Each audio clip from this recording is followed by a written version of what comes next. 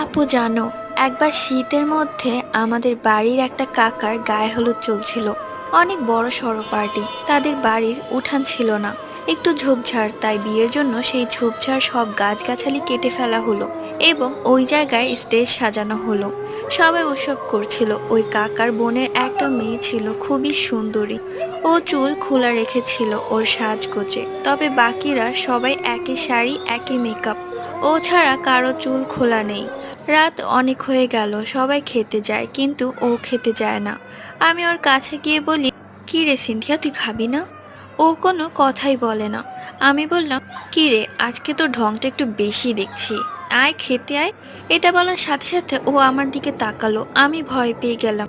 বিশ্বাস করো, ওকে দেখার মতো ছিল না। ওর মেকআপ সব নষ্ট হয়ে গিয়েছিল, চোখগুলো লাল হয়ে গিয়েছিল। আমি ভয় পেয়ে বাড়ি চলে আসি। পরবর্তীতে কবিরা জানে শোনা যে ওকে জিনে ধরেছে।